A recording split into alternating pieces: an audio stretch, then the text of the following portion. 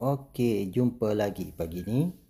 Untuk pagi ni saya nak share tutorial untuk cara top up dengan langgan internet.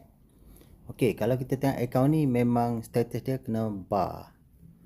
Okey, kena bar sebabnya tak top up. Bila kita aktifkan SIM card dalam masa 7 hari kita tak top up, automatik hari ke-8 tu dia akan bar, block sementara. Okey, sini status bar. Okey, kalau kita tengok dekat menu, bila kita klik pada garis 3, okey, dia ada tulis status block.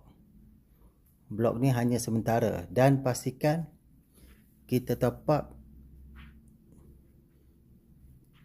segera, sebab bila tak top up dalam masa 60 hari, automatik akaun kita akan di-terminate.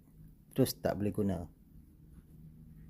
Okey, seterusnya bila kita tengok sini dah kena bar. Okey, step untuk kita top up. Okey, kita keluar balik. Kita klik pada reload. Dekat quick action tu dia ada reload. Okey, kita tekan.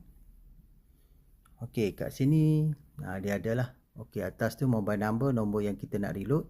Ataupun kita nak reload yang downline kita boleh tekan pada phone number tadi. Okey, sini dekat reload for other number kita boleh tekan dan kita type nombor mana yang kita nak reload dan tekan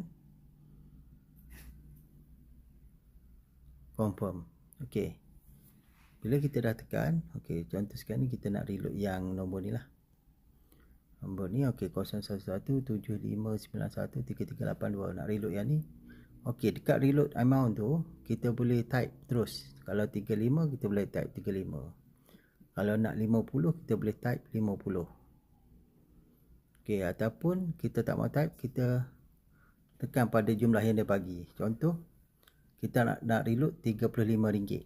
Jadi kita tekan 20, 10, 5. Automatik dia akan jumlahkan 35. Bila siap tu kita tekan next. Okey, next. Okey, dekat sini penting Okey, kalau kita tengok price summary 35 dan kita boleh pilih sama ada nak guna debit card, credit card ataupun online banking, ataupun kita nak guna wallet. Contoh kalau wallet, saya cuba klik online banking tu biasa kita boleh guna CIMB Bank Klik, Maybank to You. Tapi dekat ada wallet ni kita boleh tekan Okey, saya tekan tu kita tengok. Okey, pin kita masukkan pin.